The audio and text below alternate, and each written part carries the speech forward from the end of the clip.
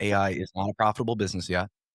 It's receiving the most money in forms of investment than any other entity ever in the history of America, even if you base it off inflation data. Still the most investment we've ever received off a model that is not profitable.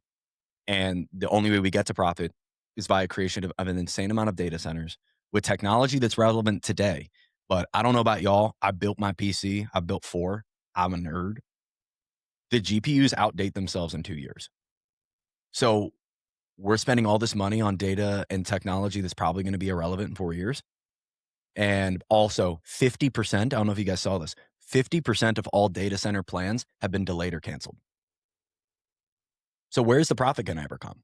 I don't see it. I don't see the numbers. I'm not in the rooms to make it happen, but I truthfully don't see where we reach the point of those investments coming back unless AI just absolutely hockey sticks. But we would need the infrastructure for that. We don't have the power grid set up.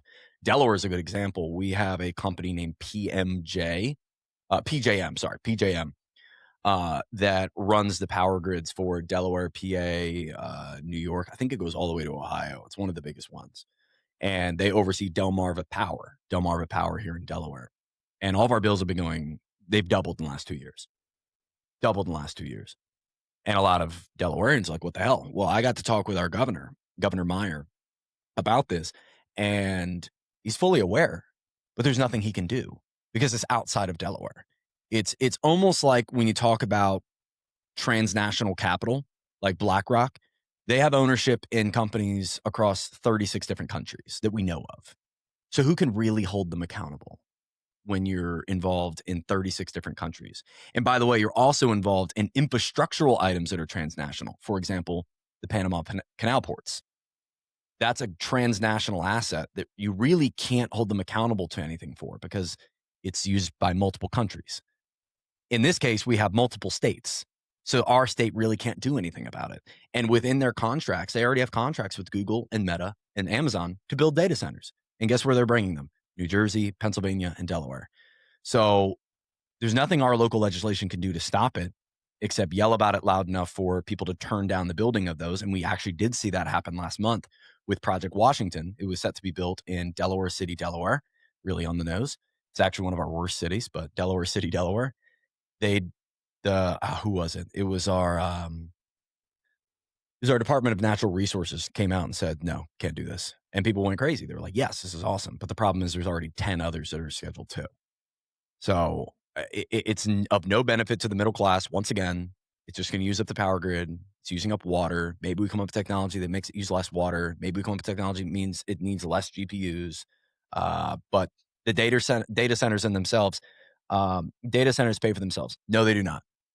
No, they do not. To that commenter, sorry. No, they do not.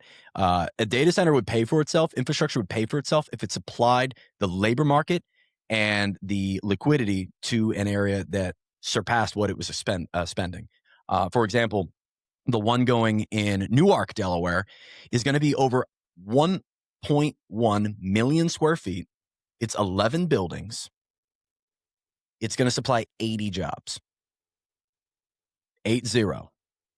So it's not supplying any jobs. And the infrastructure that it's going to require from our power grid is about 1.2 gigawatts, which I can't even conceptualize. But to put it in perspective, Delaware currently operates its entire state's grid on 1.1 million gigawatts or 1.1 gigawatts. So just those power data centers, 3 of them, I think it is, 3 data centers will require more power than our entire state. That does not go back into our economy in any one way, shape, or form. And at the end of the day, too, again, that's not even a Delaware data center. It is a data center owned by a private entity. So no, it does not come back into our economy. The only way private entities bring value back to the middle class economy is by providing labor. And it's not providing labor, nor is it bleeding any of its extra money back into the state. It's going back to a private entity.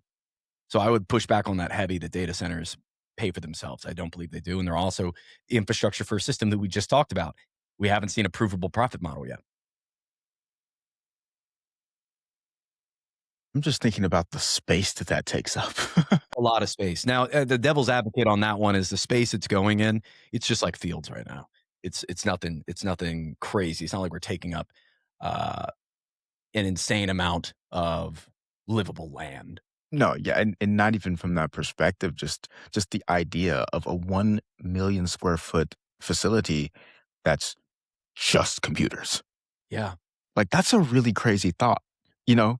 Like like, normally, a warehouse of that size is being used to take physical things from one place to another. For mhm. instance, the Kimberly Clark warehouse, Yeah, or toilet paper like an everywhere. Amazon warehouse or something like that. Yeah, like Amazon.